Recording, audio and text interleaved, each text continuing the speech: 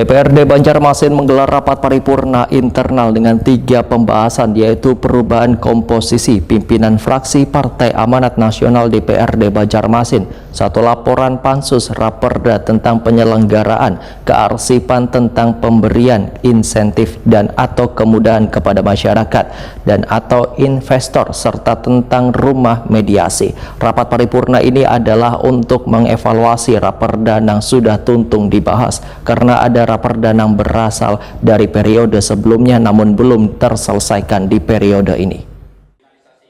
DPRD Banjarmasin menggelar rapat paripurna internal dengan 3 pembahasan, yaitu perubahan komposisi pimpinan fraksi Partai Amanat Nasional DPRD Banjarmasin, laporan pansus Raperda tentang penyelenggara kearsipan, tentang pemberian intensif dan atau kemudahan kepada masyarakat dan atau investor, serta tentang rumah mediasi. Ketua DPRD Banjarmasin Rik Paparuri wetakuni Prima TV usai memimpin rapat paripurna tengah hari Senin 3 Februari 2025 memedahkan rapat paripurna ini adalah untuk mengevaluasi Raperda yang sudah tuntung dibahas karena ada Raperda yang berasal dari periode sebelumnya namun baru terselesaikan di periode ini. Politisi Partai Golkar ini menyatakan Raperda yang sudah tuntung dibahas ditetapkan menjadi peraturan daerah terhitung per tanggal 3 Februari 2025. Agenda hari ini membahas terkait dengan finalisasi yang diparipurnakan, 1 rumah mediasi, yang kedua kearsipan, dan ketiga berkaitan dengan kemudahan investasi di Banjarmasin.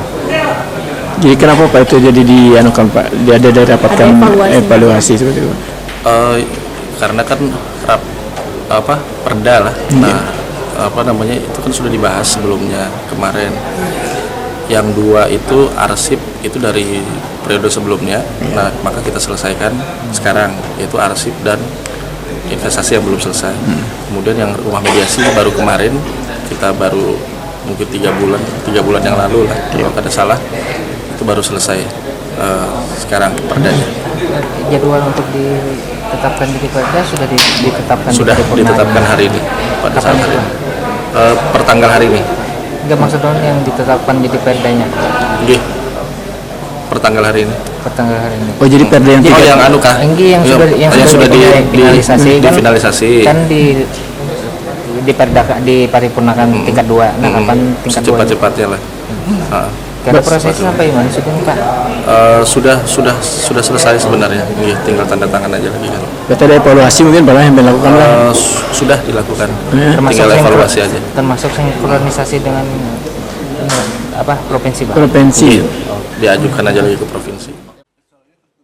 Rik Paparuri memedahkan Raperda yang sudah ditetapkan menjadi perda nantinya akan diajukan atau dikonsultasikan ke pemerintah Provinsi Kalimantan Selatan.